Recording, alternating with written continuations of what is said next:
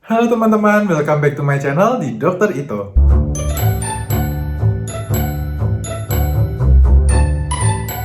Di video kali ini aku akan membahas tentang salah satu penyakit yang sering dialami oleh orang dewasa. Biasanya gejalanya atau keluhannya itu muncul darah saat BAB, adanya benjolan saat BAB, dan kadang bisa masuk, kadang bisa keluar sendiri. Dan apa itu? Ya, itu adalah hemoroid. Apa itu hemoroid dan bagaimana cara terapinya? Let's check it out.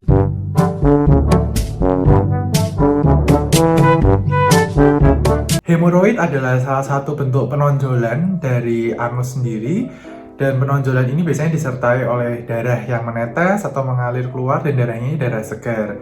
Biasanya hemoroid ini muncul saat orang BAB, akan tampak sekali dan bisa aja dia masuk kembali, bisa aja dia tidak bisa masuk kembali lagi.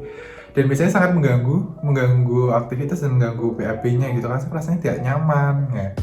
Kenapa bisa terjadi hemoroid? Jadi penyebabnya yang pertama adalah adanya kelemahan dari dinding anus. Jadi anus itu sebetulnya tidak hanya lubang yang kita lihat saja, tetapi lubang yang dia juga ada di bagian dalam. Jadi anus itu adalah bagian akhir dari usus, jadi dia masih ada dindingnya. Nah, itu adalah anus yang bagian dalam gitu ya kita sebutnya. Kalau yang kita lihat biasanya adalah anus yang bagian luar. Nah, dinding anus ini terdiri dari jaringan-jaringan seperti fibrin, kolagen, elastin, dan dia menahan supaya jaringan di sekitarnya seperti pembuluh darah vena, arteri, maupun otot-otot di sekitarnya itu tidak keluar atau tidak menjorok ke dalam lubang anus itu.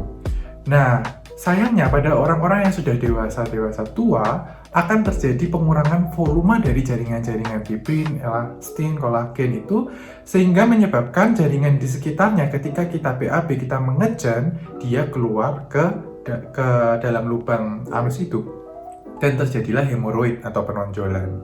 Nah, ini adalah mungkin gambarnya seperti ini. Jadi dia menjorok ke arah tengah. Itu satu, jadi karena degenerasi, karena proses penuaan. Nah, yang kedua adalah karena adanya pelebaran vena. Jadi pembuluh darah vena ini bisa melebar. Kenapa? Jadi teman-teman, pembuluh darah vena yang kembali ke dalam jantung ini mungkin aku sedikit kayak review ya. Jadi pembuluh darah kita itu urutannya dari darah kita dialirkan dari jantung ke seluruh tubuh, kemudian dikembalikan oleh yang namanya pembuluh darah vena. Jadi dari jantung, pembuluh darah arteri dulu, kemudian pergi ke organ-organ, baru dikembalikan menggunakan vena. Nah, vena ini tuh yang kembali ke jantung tuh sebetulnya ada dua, yang dari bawah itu ya. Ada yang dari kaki dan ada pembuluh darah yang dari anus. Nah, itu pembuluh darah venanya itu sebetulnya agak berbeda, teman-teman. Perbedaannya apa? Kalau pembuluh darah vena yang dari kaki, dia bentuknya di dalam venanya itu dia ada kayak katup-katupnya. Dan katup ini berfungsi untuk menahan supaya darah tidak kembali lagi ke bawah. Jadi dari setelah dialirkan ke atas, ke arah jantung, dia tidak turun lagi, melainkan dia akan semakin naik. Tetapi sayangnya di pembuluh darah vena yang dari anus menuju ke arah jantung, dia tidak ada katupnya, sehingga akan mudah sekali terjadi yang namanya stagnansi atau penahanan darah.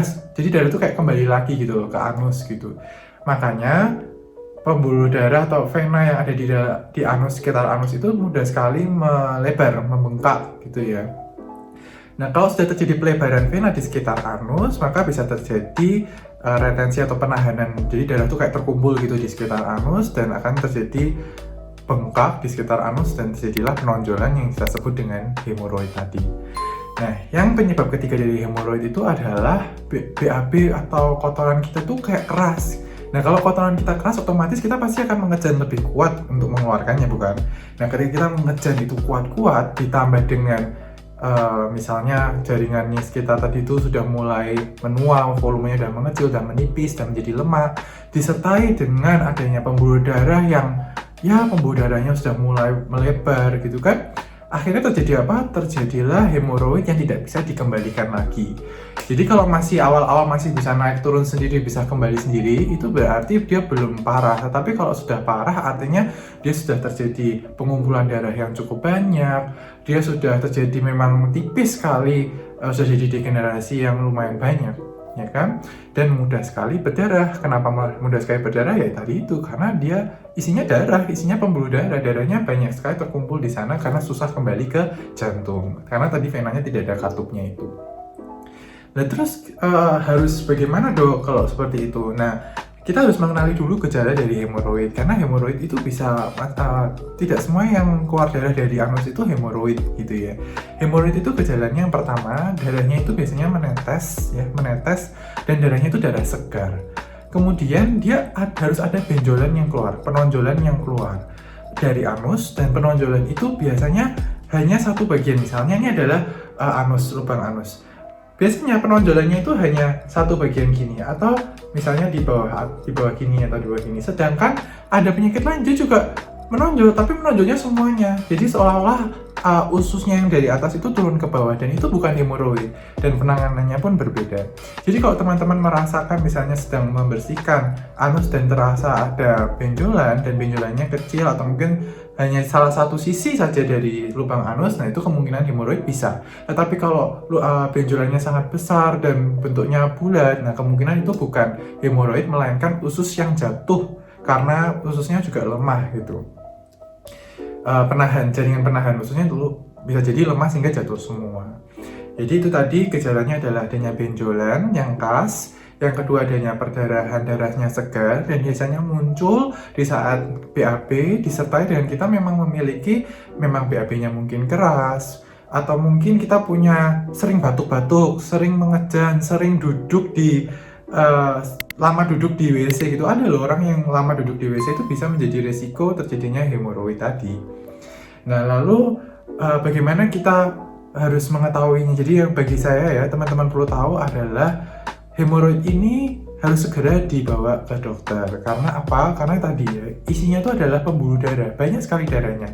Kalau misalnya suatu ketika amit-amitnya pecah, maka bisa terjadi kita kekurangan darah, anemia, dan akhirnya bisa jadi lemah, lunglai, bahkan bisa jadi tidak sadarkan diri. Maka dari itu, ini saya bagikan sedikit ya tentang klasifikasi dari hemoroid. Jadi hemoroid itu ada 1 sampai 4.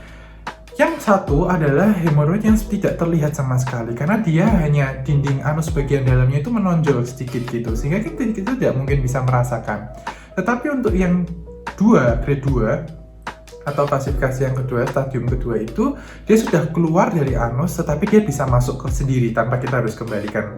Jadi udah otomatis naik turun sendiri gitu. Yang ketiga, stadium ketiga dia harus dimasukkan sendiri, tapi dia masih bisa masuk, cuma harus manual gitu. Sedangkan yang keempat, hemoroidnya sudah tidak bisa dimasukkan sama sekali, baik dengan tangan kita atau dengan bantuan tenaga ahli.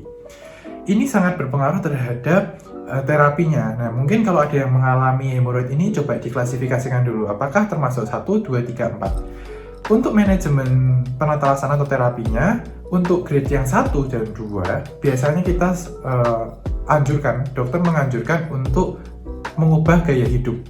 Jadi gaya hidup itu harus diubah seperti apa? Yang pertama, makan tinggi serat. Karena makan tinggi serat itu akan menyebabkan fesesnya kotoran kita menjadi lebih lunak dan lebih keluar kita tanpa harus mengejan.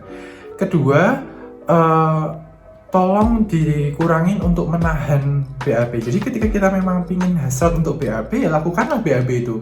Karena semakin kita tahan, maka kotoran kita akan semakin padat, dan kalau padat kita akan semakin berusaha lebih keras untuk mengejan, sehingga kemungkinan hemoroidnya juga semakin tinggi. Setelah itu minumlah air 6-8 gelas per hari. Lebih banyak air akan lebih konsistensinya juga semakin lembek daripada yang kekurangan air. Untuk grade 1-2, selain lifestyle yang kita anjurkan itu, kita juga menyarankan untuk bisa dilakukan rendam duduk. Jadi rendam duduk itu adalah kita duduk di rendaman air, jadi kita pakai baskom yang cukup besar, kemudian kita isi air 10 liter dan kita berikan kalium permanganas, dan kita rendamkan di situ, diharapkan kita dapat mengurangi hemoroid itu. Atau juga bisa menggunakan obat-obatan yang teman-teman bisa dapatkan saat konsultasi dengan dokter.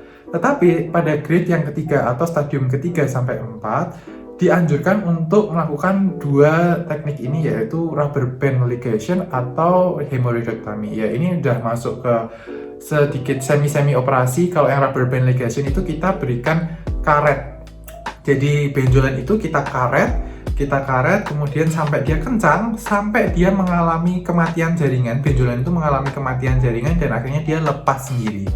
Dan jangan takut akan kematian jaringannya itu, karena yang mati hanyalah yang tidak berguna itu saja, tetapi anusnya masih berfungsi dengan baik, seperti itu.